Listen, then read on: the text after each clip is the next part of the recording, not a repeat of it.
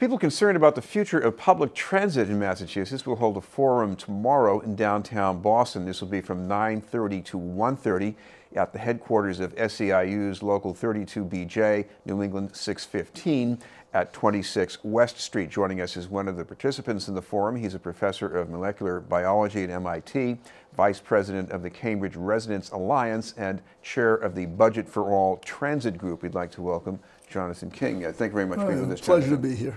Jonathan, talk about your part in this, because we're so focused on all the things going wrong around here and how much we all have to pay for it in terms of Massachusetts revenue. You're looking at a bigger picture. We're trying to. Well, first place, public transit absolutely a lifeline in the Boston area. I mean, it's like water and electricity. We can't do without it. Hundreds of thousands of people dependent on the Red Line, the buses, to get to work, to get their kids to school, to get to hospitals, et cetera.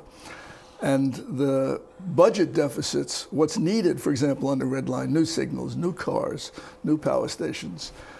You can't finance that off of property taxes, off of fares. Historically, that kind of investment was done from the federal budget. That's how those trains were bought originally. The interstate highway system wasn't built off of property taxes.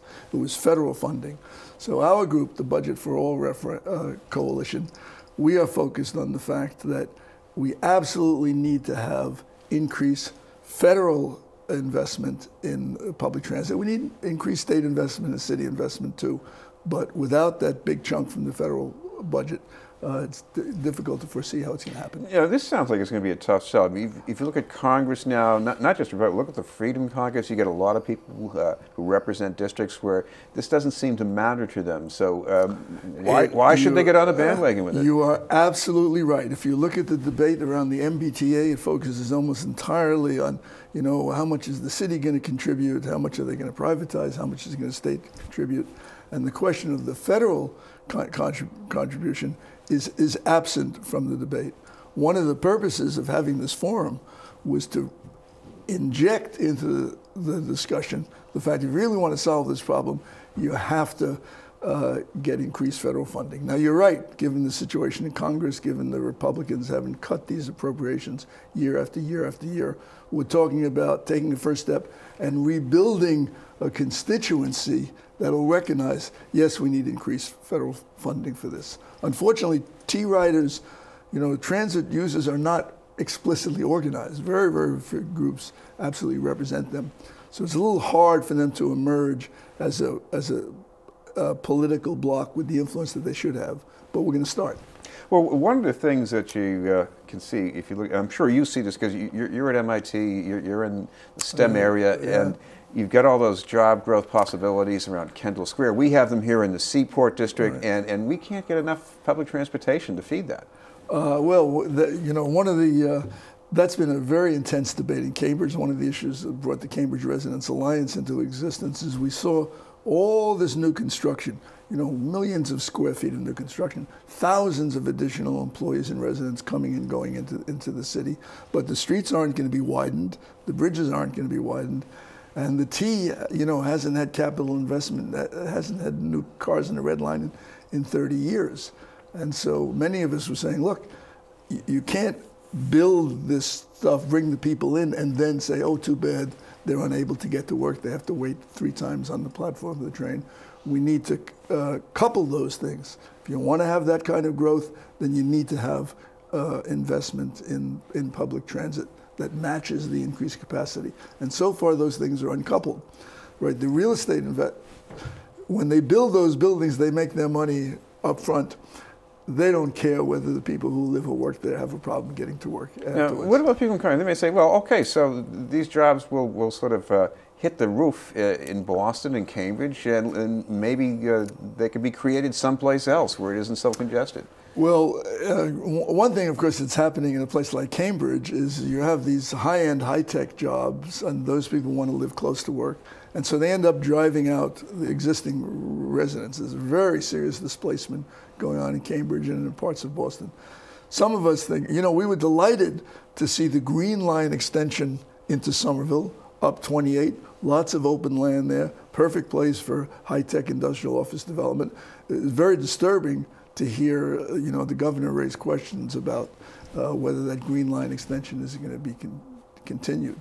It's not that the development has to move to the suburbs, but a real transit plan, right? Not just catch as catch can. A real transit plan could solve these problems. Well, we have a political problem with that too, because when people see these things about cost overruns, and they're saying, well, maybe this isn't such a bad idea to have this, but when you hear about these overruns, people say, does it ever stop? Well, the cost overruns come from not correctly budgeting in the first place, right? If you deny the fact that there can be a very snowy winter, right, and that is extra costs.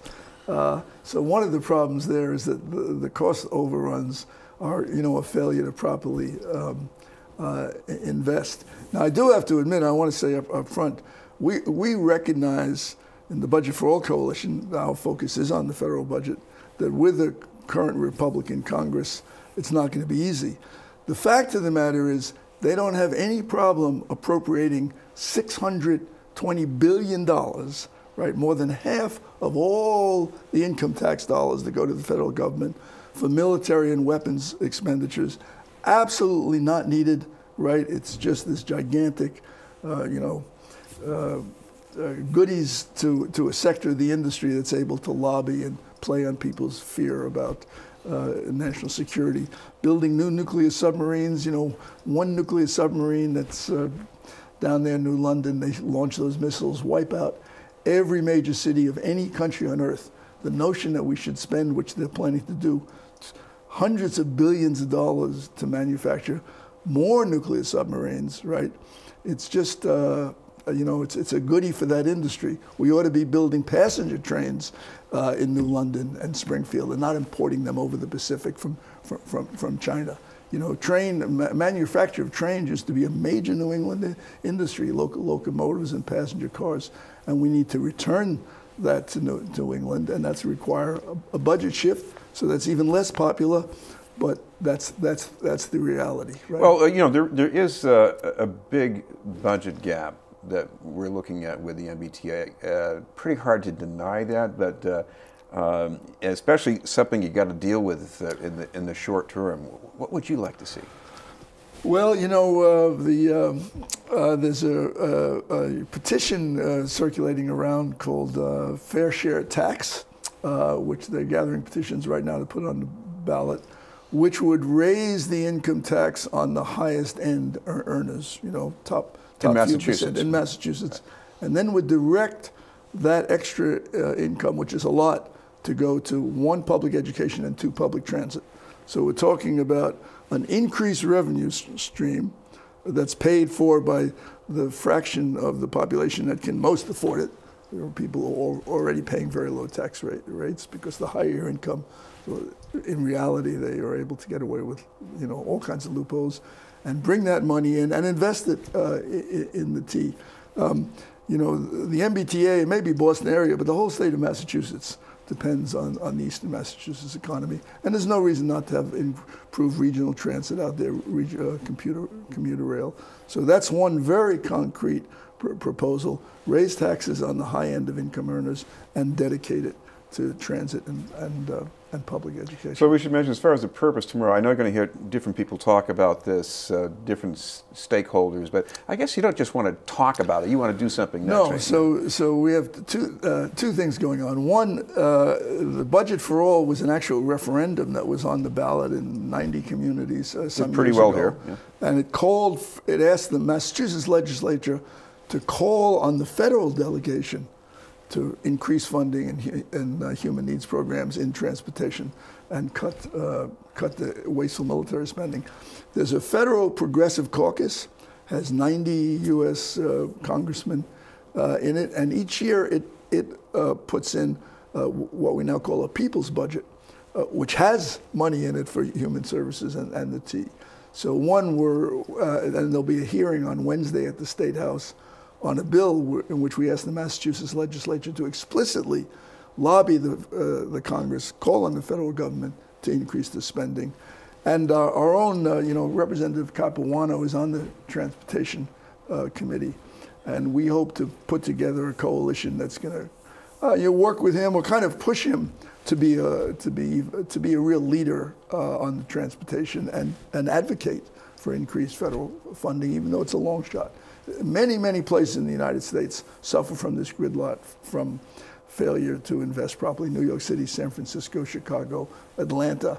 And the possibility exists of building a coalition, as we had 30 years ago, that will say, yes, we need to be able to get people to and from work, to and from school, to and from hospital.